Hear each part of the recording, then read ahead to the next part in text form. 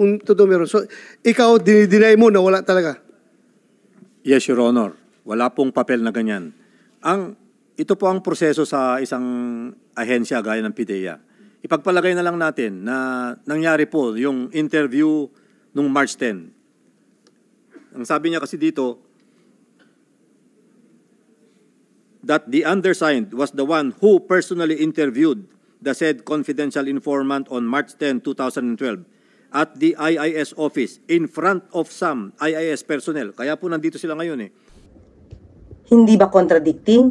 Sinabi ni Morales na sinusulat niya yung mga pangalan ng mga miyembro ng IIS kapag kaharap niya ito habang siya ay nag-i-interview ng informant.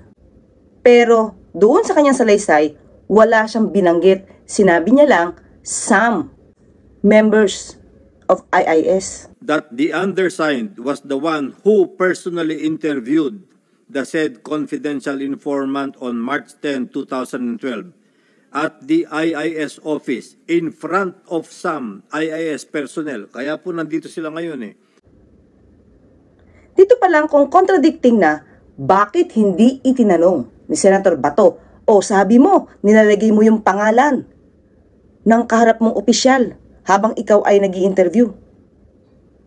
Pero bakit dito sa salaysay mo, hindi mo naman nilagay? Pero bakit hindi yun itinanong ni Senator Bato? Kasi lilitaw yung ibang mga contradictions sa mga sinasabi ni Morales. At mukhang iyon ang iniiwasan ng senador. Diba? So isa yon ha, another yon partner.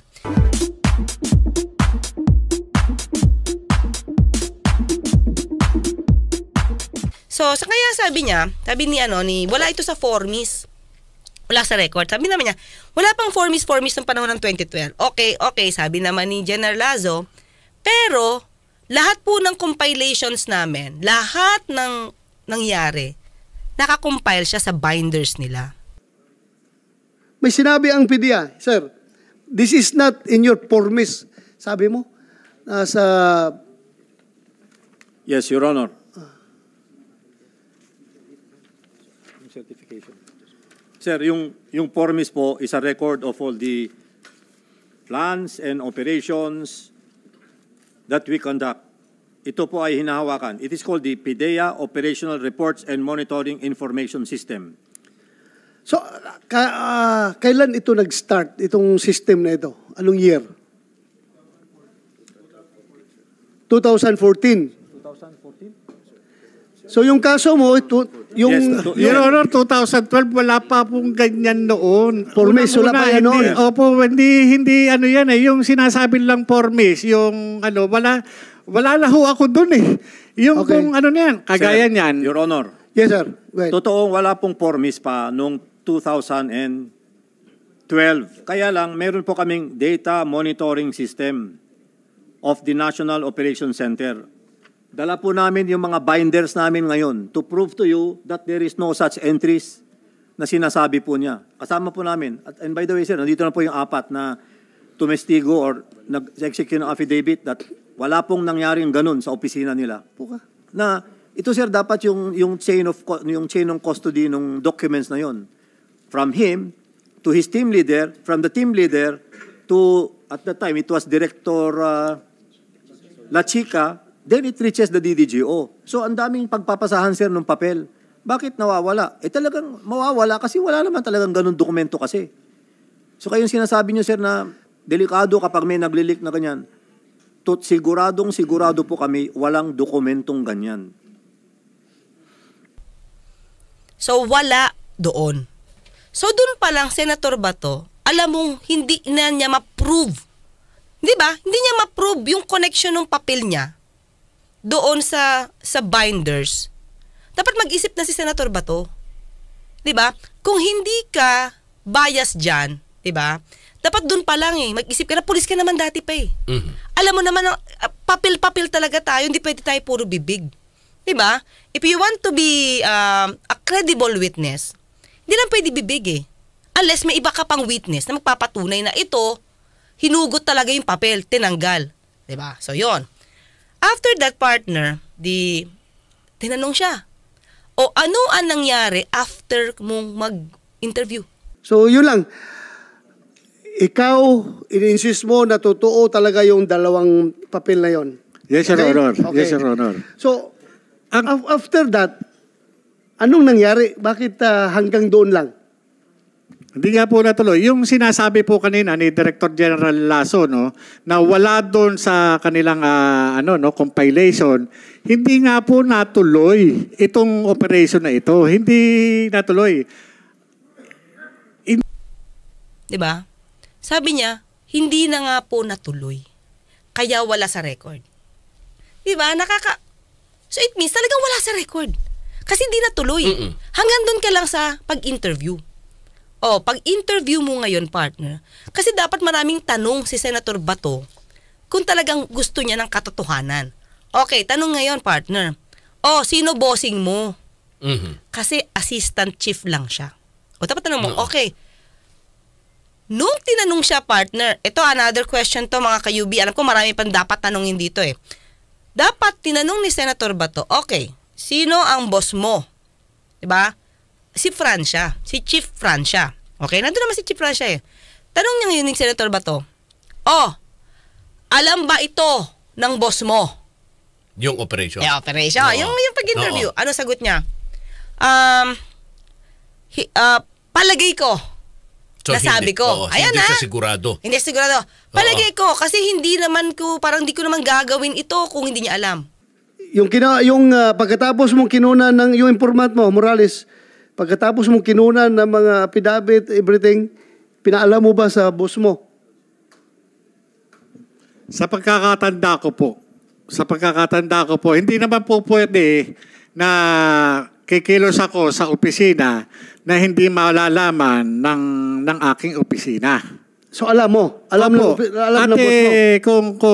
Kung sasabihin po niya, kung ipagtatapat niya rito sa kapulungan ito, kung nagkausap ba kami o hindi bago itong hearing na ito. Ayun po, bibigay ko po sa kanya. Itong tanong dapat na finalo up ni Senator Bato. Okay, kung alam niya. Dapat, siya yung leader mo eh. Oo. Dapat tinanong din yung boss. Oo. Kasi si Francia sinabi niya wala talaga. Okay. Hindi nangyaring ganun sitwasyon. No. Okay, assistant chief ka, di ba? Kung totoong nangyari to, sinimulan mo nang gumawa ng pre-operation report. Bakit walang pirma yung boss mo? Oo. Bakit lahat ng dokumento siya lang nakapirma? Ikaw lang nakapirma. Di ba? Oo. So, ngayon, samantalang doon magtataka na. Hindi ka team leader. Oo. Sinabi niya mga ka-UB doon sa interview at sa mismo sa hearing, investigador siya. Pero sa aking bakit lumabas ito? Itong dokumento na ito, nung makita ko, nung sinabi sa akin na itong pre-ops, yung authority to operate, nung makita ko ho, na ipinipresenta rin sa video, ako ho yung investigador na humarap doon sa confidential informant. So yung investigador, partner, hindi siya ang team leader. So hindi siya pumipirma sa mga ganong klase? Hindi. Team leader lang ang may karapatan na pumirma doon because siya ang magsasagawa ng operasyon sa labas. Saka nasa manual yun, partner. Oo. Nasa manual yun. So dapat alam ito. Ng operation. Dapat alam ito ni Senator Bato. Dahil pulis siya. Alam niya yung flow. Na hindi pwedeng investigador ang pipirma ng pre-operation report. Okay? Pero bakit hindi niya yun tinira? Diba dapat tinusyon mo yun eh? Bakit? Palagay mo, okay, sige, kung palagay mo yan, gumawa ka ng pre-operation report, diba dapat nakapirma yung boss mo dyan? Hindi ikaw. Doon ka na lang sa investigation. Diba? Pero hindi niya yung tinanong. Diba? So, lumalabas ngayon, diba? Kung tutusin yung mga ka-UB, yung pre-operation report, si Jonathan Morales nang pumirma, walang control number, walang composition, walang ibang police na supposed to be kasama niya sa surveillance or bypass. Bakit agad pinaniniwalaan ni Senator Bato na existing? Wala ngang control number. Pulis ka pa naman. Yun lang yung sa akin, partner, di ba? Na sinabi na nga sinabi na ni Jonathan Morales, hindi natuloy. So kung hindi natuloy, bakit nandiyan pa yung pre-operation report? Sa madaling salita, yung dokumento na yon, kung ganon, partner, ang pagkalatag ng dokumento na yon, hindi yon, partner, tunay. Oo. May dapat questionable talaga yun. Questionable yun. Kasi ang mga dapat nag-a-approve doon at yung proseso bago, partner, humantong doon sa mismong operasyon, okay, team leader. Hindi aprobado. Oo. Ng mga mas mataas sa kanya. mataas na opisyal. Oo. So lumalabas kasi dito, partner, ginawa niya lahat ng dokumento, partner, wala siyang kasama. Siya lahat pumirma. Oo. Tapos sabi niya, diniretso na niya agad. At sabi mo nga, wala ding mga tao, pangalan ng mga tao na dapat sasama sa operasyon. So sino nga magsasagawa ng operasyon? Mag-isa siya? One-man team. Di ba dapat dun pa lang, nag-isip na siya na Senator Bato. Tapos umabot ka pa doon sa authority to operate. Sabi nga, hindi natuloy. Diba? Doon na pala malaking question eh. Kaya sabi ko, Senator Bato, nung pangalawa, siguro pangatlo kong panood, doon ko naramdaman si Senator Bato kung ano talaga yung pwedeng maging motibo sa pagpapatawag ng hearing na to.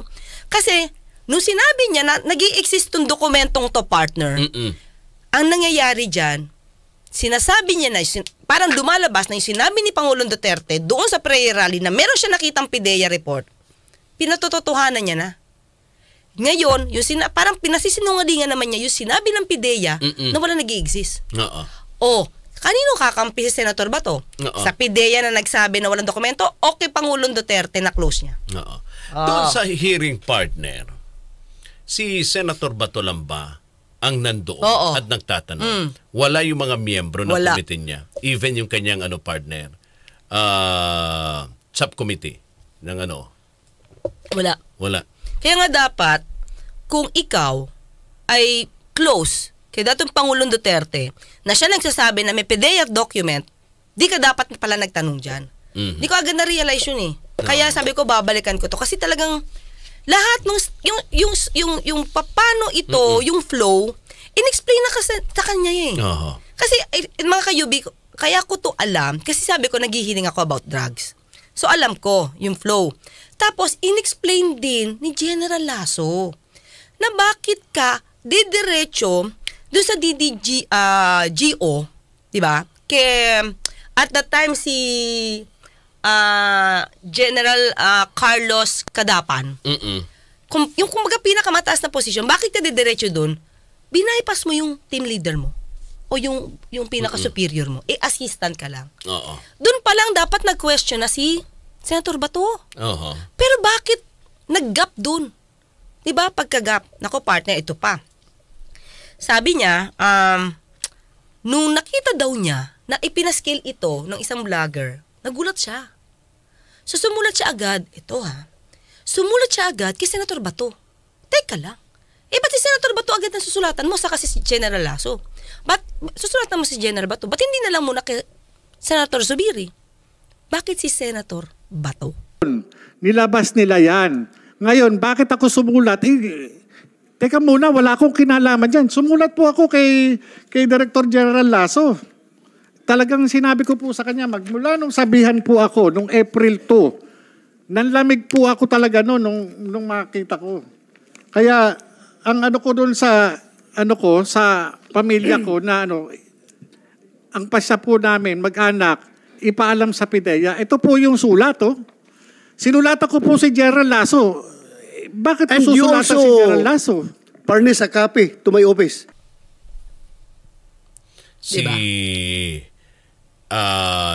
Sumulat. Si Jonathan Morales. Nung nakita niya, nagawa niya, napaskil, natakot daw siya. So, para ang gusto niya is patawag siya ni General Lasso patungkol dun. Diba? Tapos, itong si Senator Bato, binigyan din niya kopya. Kaya nakakataka ko, bakit si Senator Bato? Ba't siya? Wala pa naman sa committee niya yung hearing, yung issue. Bakit? Diba? Okay, isa yan bakit sa kanya? So ngayon, partner, ang sabi pa niya, Sinabi pa niya dito na, sana pa yan? Okay, teka lang ha. Sana ba tayong portion? Okay. Meron pa siyang mga sinasabi, partner, ito. Bakit, ito sinabi niya pa na, kinausap daw niya itong si Francia. Mhm.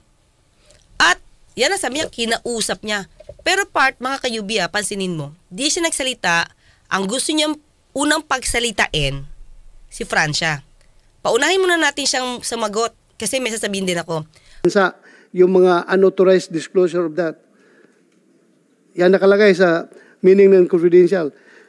So, totoo ba na ikaw ang team leader niya ng IIS at the time? Your Honor, magandang hapon po, Yes. una-una. Ako po ang hepe noon ng Investigation Division of the Intelligence and Investigation Service. Totoo din po yung sinabi niya, si dating Agent Morales ay assistant chief ko po. Ako po yung hepe niya. So, pagkatapos mong kinunan ng yung informant mo, Morales, pagkatapos mong kinunan ng mga affidavit, everything, pinaalam mo ba sa boss mo? Sa pagkakatanda ko po, hindi naman po pwede na kikilos ako sa opisina na hindi malalaman ng aking opisina. So, alam mo? Alam ng boss mo? Kung sasabihin po niya, kung ipagtatapat niya rito sa kapulungan ito, kung nagkausap ba kami o hindi, bago itong hearing na ito.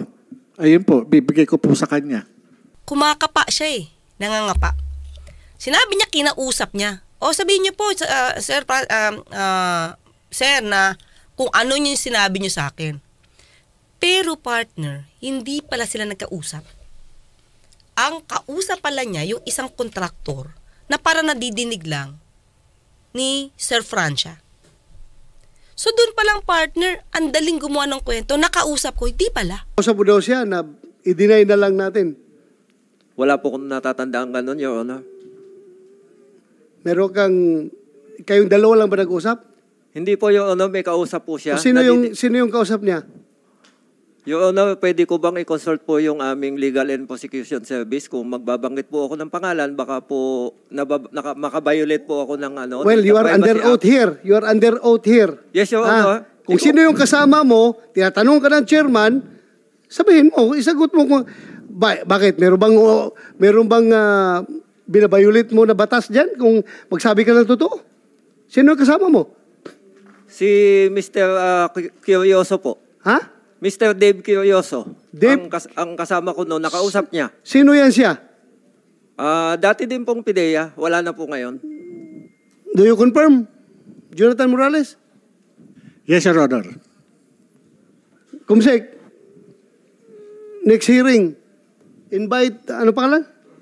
Dave Curioso po. Dave? Dave, opo. Dave Curioso. Curioso. Yes, Your Honor. So kayong tatlo nandoon, nag-usap? Hindi po, Your Honor. Kausap niya po sa cellphone po. Kausap niya sa cellphone? Opo. Ikaw, nasaan ka nun? Katabi po nung Dave po. Katabi ni Dave? Opo. So that's it. Gusto natin katotohanan dito. Huwag kayong matakot kung wala kayong tinatago. Kumsik? Ha? Dave? Curioso. Dating PDEA agent. Hindi po. Ano lang po siya, kontraktual lang po dati. Kontraktual ng PDEA. Opo, noon po. Noon. Paano? Kontraktual ng PDEA yun? Kilala mo? Yes, Your Honor. Bali, yun po yung mga dati namin mga kasama na may mga koneksyon kami sa isa't isa. Okay. Kaya yun pong kung yun yung mga hindi alam ni General Lasso na nangyayari doon sa paligid niya. Maaari sa kanya in good faith siya sa pagsasabi na talagang wala, pero yung wala meron. Kasi nga merong i-deny May i-deny, may usapan na i-deny. Sandali. Opo. Yung sinabihan ka na i-deny natin, siya mismo nagsabi o yung kausap mo na si Siya Dave? po, boses niya po Ha? yun eh. Basta deny na lang natin. Ako, dideny ko yan. Sabi niya, para hindi na lang magulo. Yun po yung sinabi niya. So, inamin niya, ang kausap niya talaga yung kontraktor. Pero within hearing distance lang daw ni. Tapos meron daw siya nadinig na sinabi na deny na lang natin. Yun, para walang gulo. Mga ka-UB, siguro ito yung mga nakapagkaso na or what. When we say we deny sa pleading partner, it doesn't mean na you're trying to hide something. When we say, pag ma-answer kami pag nag-file kami na answer, we deny this paragraph. Oh. It means, pinasisinungalingan namin, pero it doesn't mean na may tinatago. Diba? So sabi niya, kung hindi talaga ito nag-exist, ba't mo kailangang i-deny? Eh, dinideny niya yung existence eh. Di ba pwede yun? Di ba? Parang ang gusto niyang paratingin, totoo to, kasi gusto mo i-deny. Parang hindi ko rin makita yung logic doon, partner. Di ba? So, anyway, pinasinungalingan naman to ni si Francia. Kaya lang lumalabas mga ka-UB. Lahat ng sinasabi ni Jonathan Morales, parang yun yung truth sa pandinig ni Senator Bato. Although, syempre, bumabala-balansi siya, partner. Pero, di ba, hindi pa rin ako makonvince na sasabihin niya na may ahas. May ahas. Kumbaga, delikado yan. Yang leak na yan. Hindi mo pa nga napapatunayan kung existing. Totoo yung dokumento. Diba? Oo. Oh, ito pa partner. Ito mga ka-UB, hindi ko alam kung nadinig niyo to ha. Sabi niya, kung totoong walang dokumento to, sinabi ni Pangulong Duterte to sa prayer rally na binanggit niya. Yeah? Na may PDEA report na ibinigay sa kanya. Ayan may binigay sa kanya. Follow up ngayon si Senator Bato. Sino nagbigay? Iwas, partner. Ano sabi niya? Bisaya kasi nagsalita si Pangulong Duterte. Bla bla bla bla. Isa pa doon sa yung sinasabi ni Director General na Lasso na sinungaling ako. Hindi na ako nagtataka dahil pati si Pangulong Duterte na sinasabi na nakakita, nakabasa yung report na yan na binabanggit niya doon sa isang rally doon sa Tagum City na sinasabi niya yung report na si Maricel Soriano at saka yung si Presidente Marcos. Nakita niya, nabasa niya during nung kanyang presidency. Ibig sabihin, kung yung presidente kinukumpirma niya na meron siyang nabasang report, may nakita siyang report, ibig sabihin, na-brief siya, nagkaroon siya ng intelligence brief patungkol dun sa report na yun. 2016 to 2022 si Pangulong Duterte. Paano nangyari na i-deny nila General Lasso na hindi nag-exist yung dokumento na yun? Samantalang sinasabi ni Pangulong Duterte, dating Pangulong Duterte, na meron siyang nakita, pinakita sa kanya. Pinakita ng PDEA? Sino nagpakita? Your Honor, Bisaya po kasi yung kanyang salita during nung rally.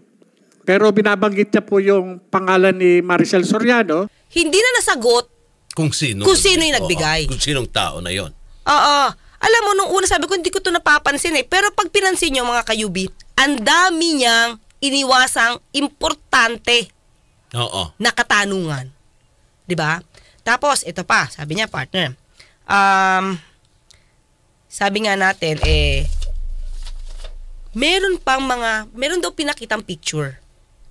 Diba? So, lumabas yung isang actress, saka ito si Pangulo, at may mga muka na nilagyan ng pentel pen na gustong itago nung informant yung identity. Litrato, no? Merong artista, may politician, may mga civilian. Ngayon po, tinanong ko po siya, sino ito? During nung kinukunan ko po siya ng kasi ayoko pong sa akin magbula yung pag-identify. Gusto ko sa kanya magbula yung identification.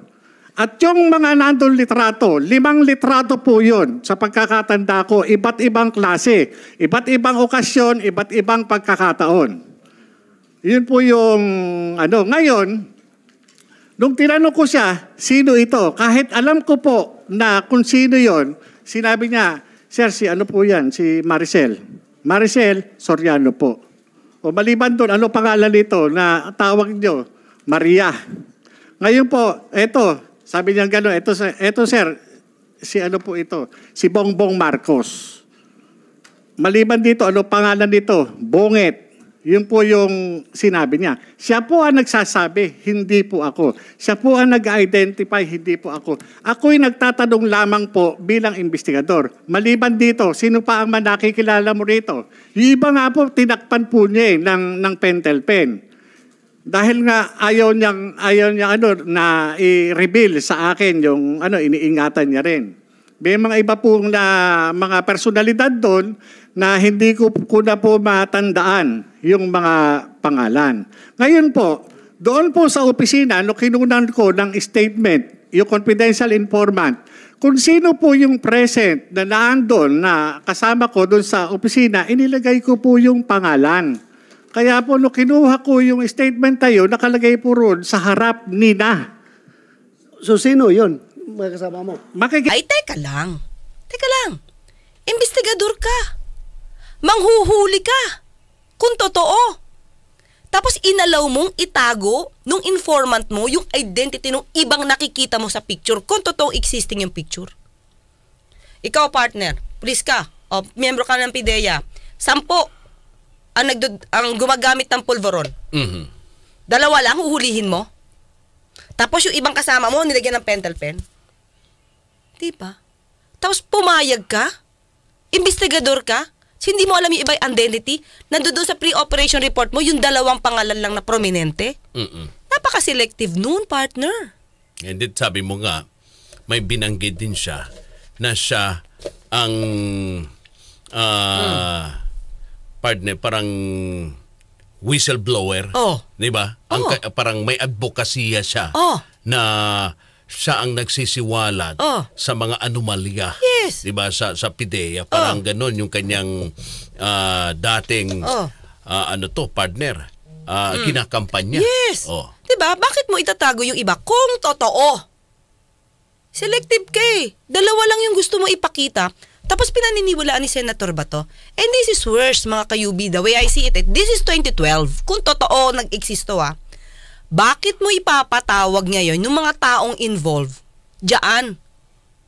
Isasama mo si Maricel Soriano? Teka lang, anong balak mong gawing batas? That's 2012. Kung gusto magbago, kung totoo po hindi ko sasabing hindi totoo yung nangyari or totoo yung nangyari. And maybe she would be a victim here. Senator Bato, dapat wag mo na ipatawag. That's long ago pa. This document was allegedly made in 2012. Patatawag mo yung tao, nananahimik? For what? To prove na totoong may dokumentong ito? Diba? Kung nahihirapan ko i-prove as being a police officer before, diba? Huwag ka naman damay ng ibang tao na nananahimik. So be it, kung nandiyan yung pangalan niya, so what's the... Hindi, ito nga partner, kaya nga nakakagigil eh. Di nga natuloy yung operation. Why you have to call these people when in fact yung informant, di mo alam kung totoo may informant? Kung nagsisinungaling yung informant, di nga kayo umabot doon eh. Ano mo, that's sa akin kung ako si Maricel, kukuha akong lawyer, papaano ko to? Ipapa-Supreme Court ko to. That's abuse.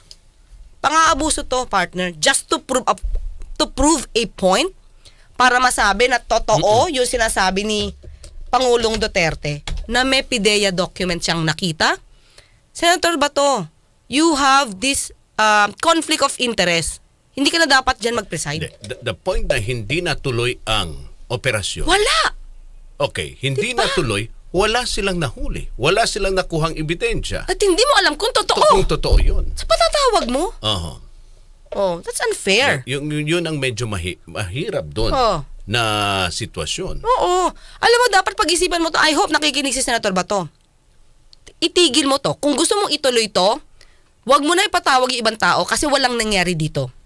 I-prove mo na lang through NBI kung yan dokumentong yan existing. Yun lang naman ang point nyo eh. Mhm. Diba? Kung existing yan. Kasi yung mga taong inosente, nadadawit yung pangalan. Diba? Kasi ang point na nakikita ko dito, ang gusto ni Jonathan Morales, ipatawag dapat ng PIDEA yung mga taong involved para hindi na daw makaladkad si PBBM. So ang point talaga is gusto mapadrag test.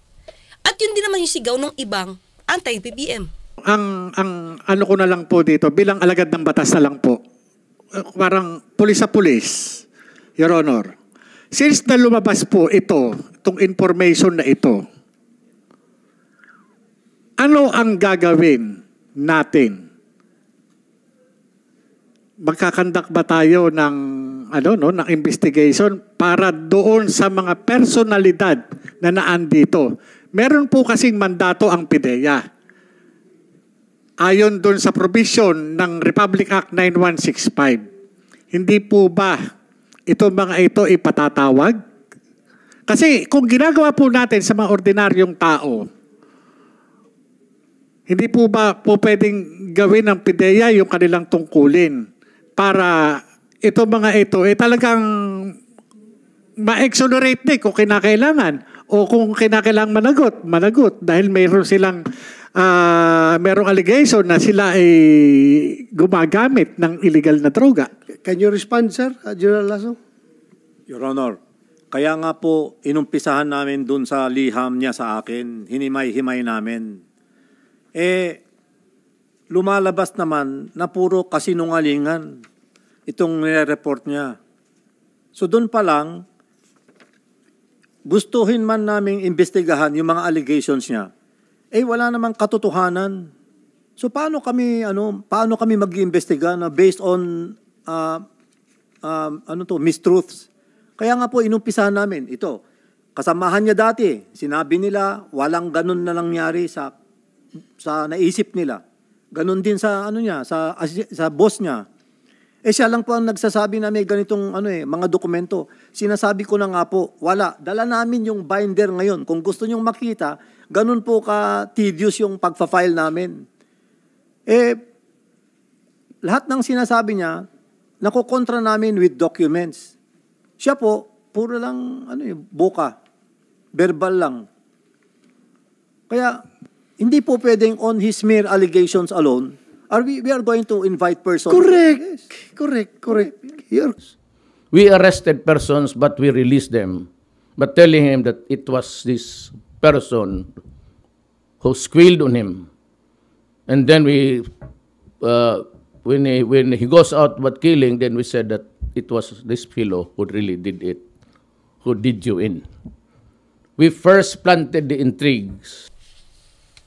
Diba? Senator, huwag ka nang paggamit. The way I see it, nagagamit eh. No. Nagagamit yung committee mo, tapos may tinatamaan kang ibang inosenteng tao. Diba? Diyan ka na lang mag-stick sa dokumento mo, i-prove mo yan. Pati yung email na pinadala doon sa isang vlogger, i-prove mo kung talaga. Makikita nyo naman kung kanino galing yan eh. Diba? Hanggang bukas magkita at magkarinigan tayo. Ako po sa Attorney Claire Castro, nagpapalala, huwag tulugan ang inyong karapatan. At mga kasama, ako naman pong inyong lingkod, Radyo Man Road, Marcelino